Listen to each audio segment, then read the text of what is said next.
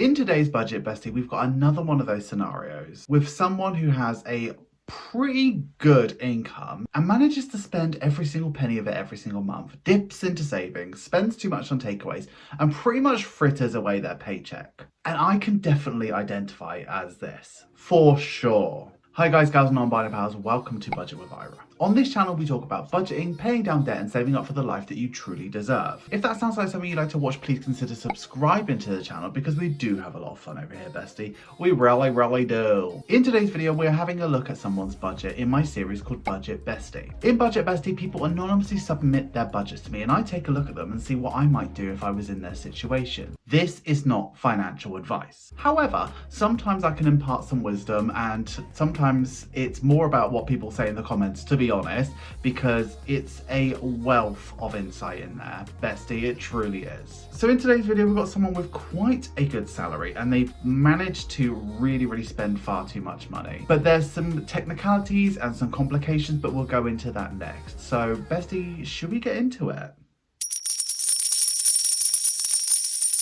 So when I asked this person what their main financial goal is, they say to be debt free and to buy their own house. They're in their 30s and feel the pressure to buy their own house. We have two young boys aged 8 and 4 and are a family of 4, which is cute. So their main financial issue is they constantly dip into savings, they don't stick to budget, takeaways and impulse spending. They've got a good income, which they do, but they just can't stop. Have a child with complex disabilities, which obviously takes a lot out of them, and just need to get to grip on our finances. We get paid multiple times a month, which can be tricky to manage, which I totally get. So on here also shows that they've got a little bit of debt. They've got almost, well, 8.5 grand's worth of debt as well. So they're trying to save up for a home and they're trying to stick to budget, but they've also got 8.5 grand's worth of debt, which I think must feel pretty difficult. So yeah, I think we need to get into this. So we've got a good income, we just need a little bit of discipline and a little bit of plan and a little bit of direction. So I think it's time to get cracking with this budget. Today we're going to be using my paycheck bill trackers. These are little tear off ones. There's a pad of 25 and they're really good for people who are figuring out a budget because you can write down your budget and if it's not working, just tear it off and you've got one just behind it. So these are absolute beauts for that. So this person says that all they need is a kick up the bum. So should we go ahead and do that, bestie? Okay, so we're in the paycheck bill tracker and we're going to start filling out this budget for this person. So let's get cracking.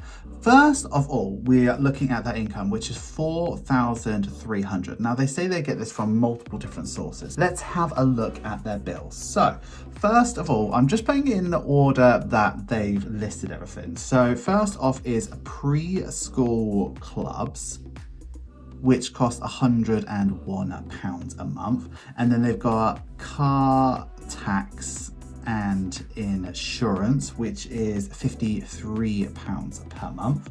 Council tax is £185, which is quite a lot. So they might be in London or close to it. Internet is 42. And they said they're shopping around for that as well, because I think that is quite high for the UK. And then their rent is 915, so probably not in London actually, thinking about it. And then gas and electric is 92, which is really normal. Gas and elec is 92. And then phone, which is them and their partner, is £62, which I think £30. It might be pushing it a bit far, but you know, it is what it is. Then they have a subscription for Xbox and PlayStation, which is £22 a month. I don't get that, but you know, whatever makes them happy. Netflix is £16. Then they have a Tesco delivery pass. So they have to pay this in order to get like the good deals and get everything delivered and get the time slot that they want as well, which is £8 a month, which I guess if they're getting Tesco delivery really often, it's probably worth it. Then they have Apple storage, which is £2, and then Amazon Prime, I'm guessing, Amazon Prime, which is £9. Now, that comes up to £1,507, which leaves them with £2,793. So we've got a healthy amount of money left over after bills. Now, I don't know if there are any other bills or anything like that. That's all they've like shown me. But anyway, let's move up to envelopes. So first of all, they have petrol, which makes me think they're not in London actually, because they're doing petrol and not travel. They spend £100 a month on that. And then groceries, they do £600, which I think for a family of 4, that's £150 a week. I think that's okay, but we might be able to push that a bit lower. And then for household, they spend £60 a month. And then takeaways, they always say that they budget £50, but they always take away. They always spend like £200. So let's just say £200 is what they're currently doing. And then they have boys spending. So they're 2 boys. They give them £159 a month. Now, I don't know what that's about. That might be like clubs and things like that. I hope it's not pocket money, because that is a lot. That's a lot of money. That is a lot of money. So let's add that up. £100 plus £600 plus 60 plus 200 plus 159 is 1119. Wow. That leaves them with £1,674. Okay, moving over to sinking funds. So they're saying that they budget this amount each month anyway. So family fun, which I guess is like going out on the weekend and stuff like that, they budget £100. Social, which I'm assuming is like the 2 parents going out, and then potentially there's like babysitter fees in there as well. So they do £100 for that. Health, which is like just NHS prescription health, is £10 a month. Miscellaneous, they have a fund for. So they even have a fund for miscellaneous and still manage to overspend on takeaway. They do 60 quid for that. And personal spending, which I'm going to just put spending, which is them and their partner. They do £300 a month, which is £150 each, which is, I guess, like £40 each a week, which is quite nice actually. So that is 100 plus 100 plus 10 plus 60 plus 300, which is £570. And then when we take that from the 1674, they're left with 1104. Cool. Debt, they have minimums to pay, and we will minimums, and we will go through that. So their minimums each month are £180.22. And then in terms of an overpayment, they're not doing an overpayment at the moment. So their debt total each month is £180.22, which leaves them with £923.78. Now, they talk about having like savings funds, and we're literally just gonna sort of like go into them. So we have back to school,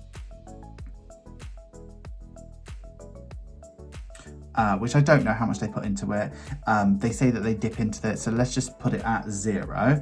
They want to do birthdays, Christmas, emergency,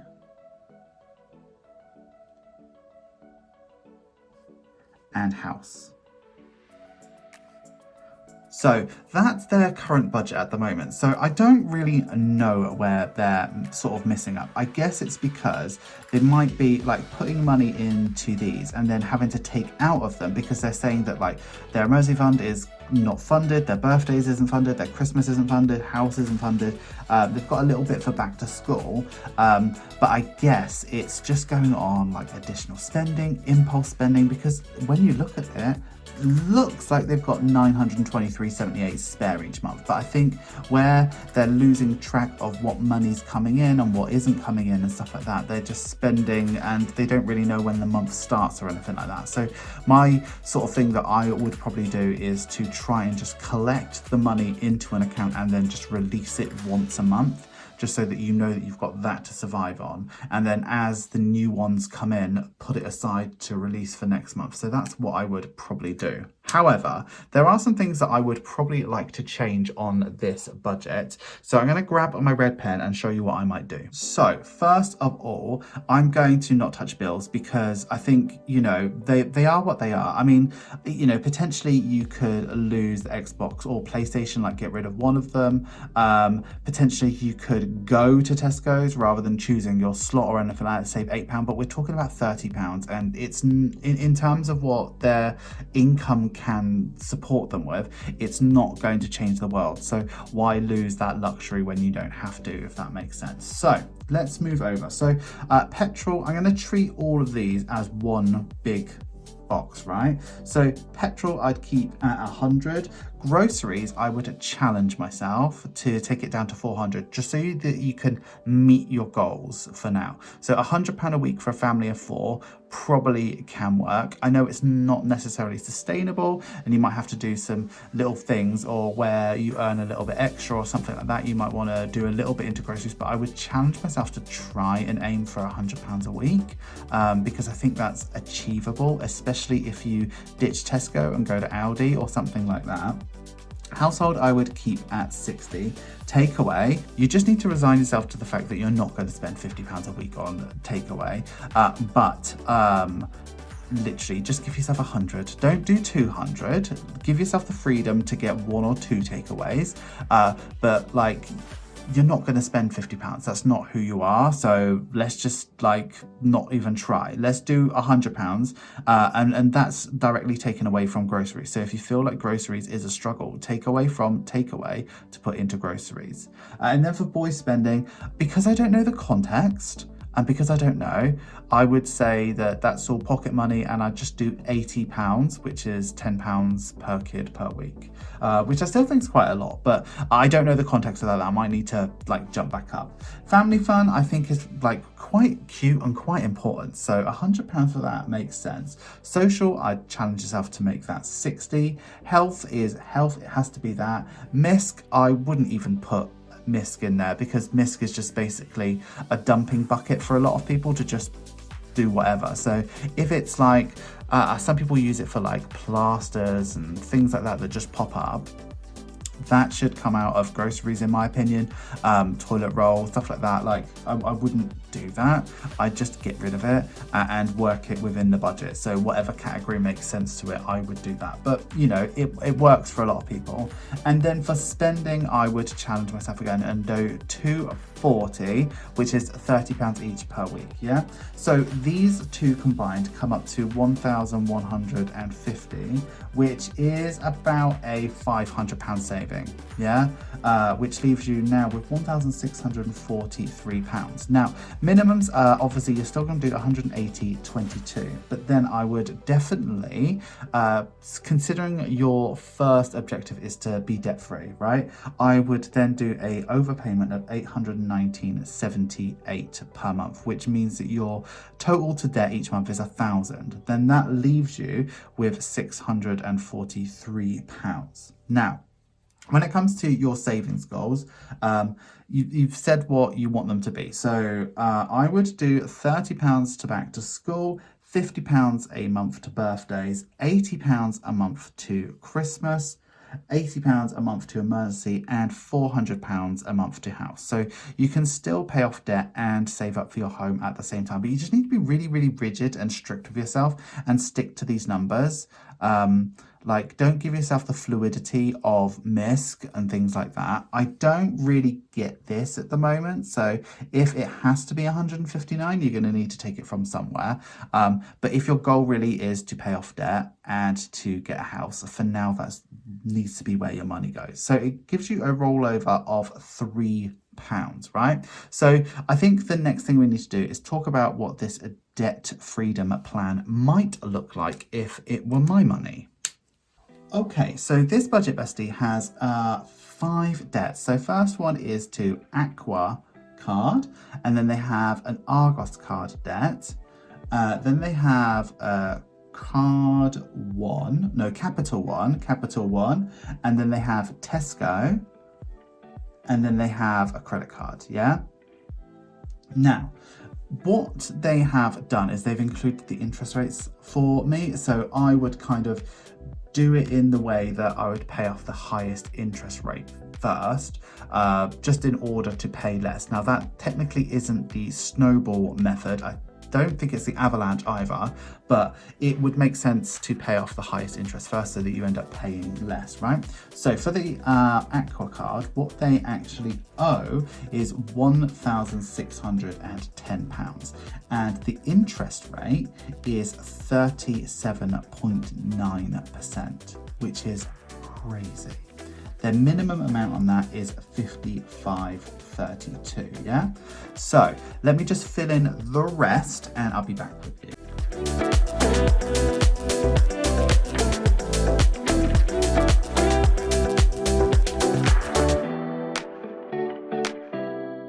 Okay, so here we are. We worked out in the budget that they would have an overpayment of £819.78 to make the total that they pay to debt each month £1,000. So if they have 55.32 and £819.78, that means that their first sort of payment is £875.10, yeah? £875.10, which means that they would pay off that full Aqua card in 2 months. At that rate, right? Now, because we've got the interest rate here, we can work out how far along they would be. So within 2 months of only paying the minimum, they would have paid off about £106.96. However, their interest that they would have paid based off of this is £103.53. So that shows you that if they're only paying the minimum for 2 months, they are £3 out of debt, and they've spent £100. And that's how it works, right? And that's why being out of debt is really important, because you're just chucking money at interest rates, especially interest rates this high. So with that 875.10 plus that 53, that makes their new sort of Snowball 928.58, which means that they'll have that paid off in less than 2 months. And there's going to be change for both of these as well, so they can still do other stuff, but like it's like you can do a lot with it. Now the capital one, the interest rate is a little bit less, so after 4 months they would have paid off 181.68. However, their interest would have been 137.81. So they've made like £50 of progress, and that's the difference in sort of 7%. So if they are paying 45.42 plus the 928.58, that makes their new Snowball £974. So then again, that debt is gone in less than 2 months. Now we're 6 months down the line, yeah? So with the Tesco card, they would have paid off £150 at that point. However, it's a no interest period for that card, so there's no interest. So they're £150 better off, and that's why I've left the ones, even though they're probably, I suppose they are the highest ones, but even though they are what they are, I've left them to the end because you're only paying off the minimums and there's no interest being gained. These ones need to go as quickly as possible because you're literally, especially with the Argos card, you're paying 103 and getting charged 106. It's wild. But anyway, you have your £25 plus your 974. That makes your Snowball £999. And guess what? That's gone in 2 months. So you're looking good. 8 months down the line, you've paid off £8 towards this 1964, and no interest has been applied. When you add your Snowball of £999, you have paid this off in 2 months, because that is £1,000. So you're debt free in 10 months. Yeah. So it quickly shows you how it is. So when we look at it, they're actually £8,390.76 in debt, but it's actually going to cost them almost 10k to get out of debt because of these. They're too high, those interests. But yeah, that's what it is. So that's what I would do. And then that gets rid of the debt completely. And then we can move on with saving up for a home. So if we've been super strict all that time, we've paid off that debt for those 10 months and we've been saving £400 a month and sticking to this budget. £400 times 10 means that we're already started off with 4k. So if this is your first home, I would definitely chuck that into a LISA because then that becomes 5k, yeah? And then you now have £1,000 freed up. Yeah, so if you've got £1,000 freed up, if you want to get something like a 20k deposit, then it's only going to take 11 months to get there. So another year, like in 2 years, you could have a house if you stick to this. So that's what I would probably do. Let me know in the comments what you might do, because I'm sure you'll do different stuff and I'm sure we can get some sense on that because I don't know. But yeah, this seemed like there was like quite a lot of waste and quite a lot of, oh, I spend this on this and this. If you're rigid enough with yourself and if you are disciplined enough, you can make your dreams come true, bestie. You really, really can.